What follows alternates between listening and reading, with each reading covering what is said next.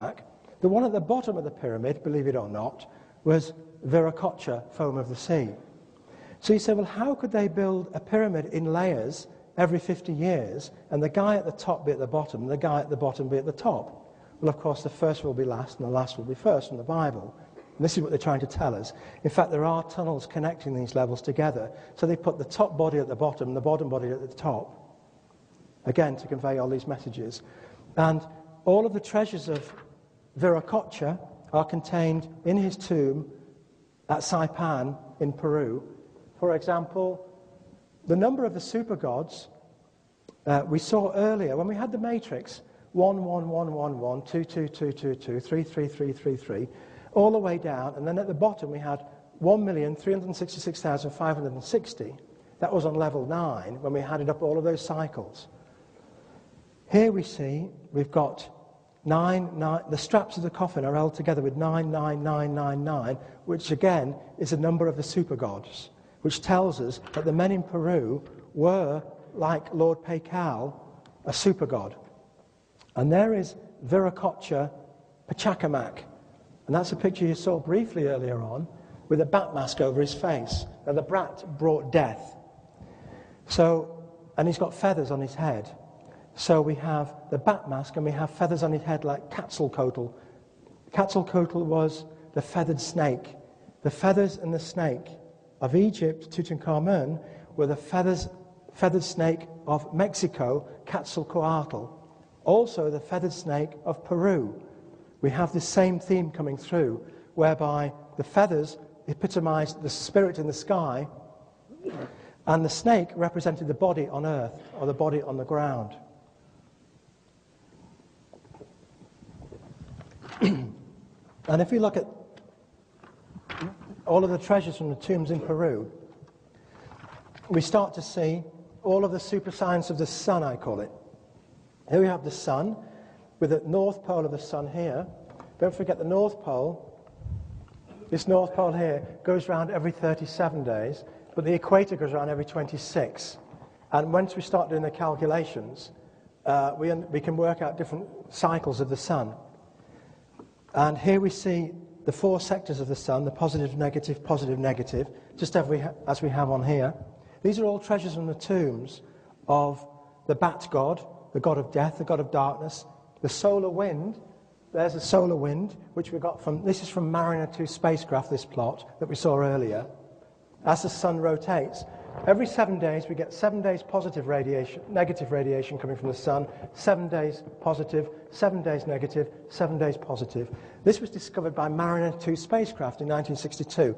And if we take a plot from the sun, using a computer, we can see the protons coming off the sun for 7 days, then we see the electrons coming off for 7 days, then the protons, but because these two are going around together, but then they lose synchronization with each other, what we find is that after a month, this one, the blue one, has slid backwards by 90 degrees against number 1.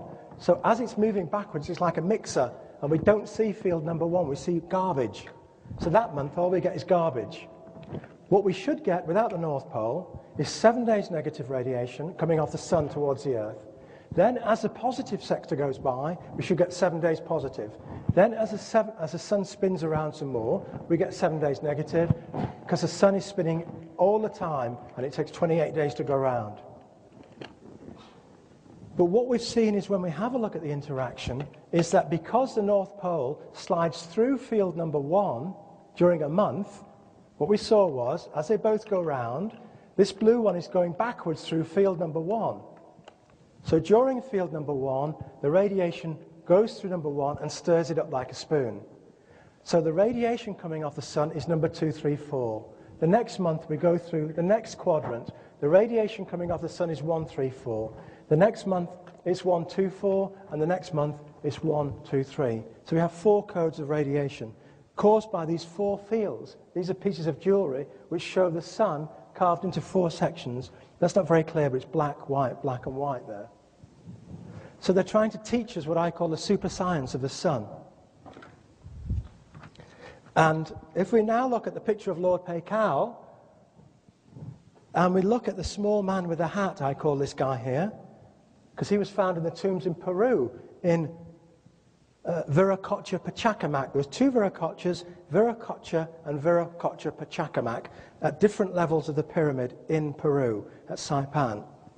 And this, when they reconstructed it, with all the bits they found, they reconstructed this model of Viracocha Pachacamac, who they call God of the World. And he's got these feathers on his head. And in the tomb with him, with these small representations of this small man with a hat, and the small man has corks hanging from his hat. Because he's telling us that Viracocha is on earth in the place of flies, the place of filth. If we look at Viracocha now and compare him to Lord Paikal, who came from AD 750, here we see the little man across his bat mask. He's got the bat mask across his face, so we can understand this Mexican picture now, because it's very similar to the one in Peru, even though there's 300 years between them. We see the small man here with his arms in the air, and the small man's got a perfect heart. And the corks on this guy's hat correspond to the teeth on Lord Paikal's face. It's telling us that Lord Paikal was a reincarnation of Viracocha Pachacamac, the man from the tomb, that's the bottom of the tomb.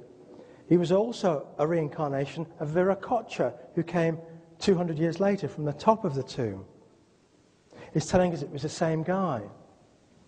And Lord Paikal has the 144,000 carved on his forehead. And the 144,000, of course, was the number of those who go to heaven when they are pure. In the Bible it says, you'll know the ones going to heaven because they've got 144,000 written on their foreheads. That's in Revelation. So if you remember the two transparencies from earlier on, we put them on top of each other here. We rotate them like this.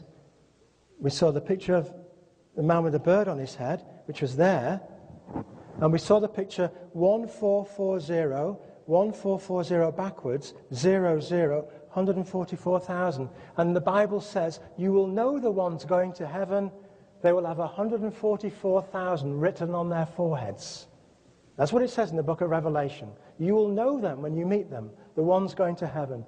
And here we have Lord Paikal of the Maya, the leader of the Maya, buried in the tomb in Mexico with 144,000, 144000, backwards 144000, written on his forehead. He's got a small baby bird on his head, which is a quetzal bird, brightly coloured feathers. And he's got the small man with a pure heart from Peru. And there's a small man with a pure heart telling us that the way to heaven, if you want to become one of the 144,000 here, you've got to have a pure heart. Then you'll become a bird, a baby bird, and go to heaven. So it's all interesting stuff, isn't it? Now, as I said, I'm actually going very, very slowly because of the equipment, because it's so bad. And what we know, briefly, is that Qin Shi Huangdi, the first emperor of China, of unified China, had two dragons. His emblem was two dragons, and the dragons carried the sun, or Venus. In fact, two dragons carry the twin planet Venus. And Qin Shi Huangdi, the leader of the Chinese in 220 BC, was shown as a stag carrying a pearl and an eagle and a snake, the feathered snake, Quetzalcoatl of the Mexicans. He was the eagle in the sky, like Tutankhamen, and the snake on the ground on earth, and he was also a stag, and he carried the seed of knowledge. We saw earlier how Lord Paikal was a stag, and he bowed to the audience, and he had two stags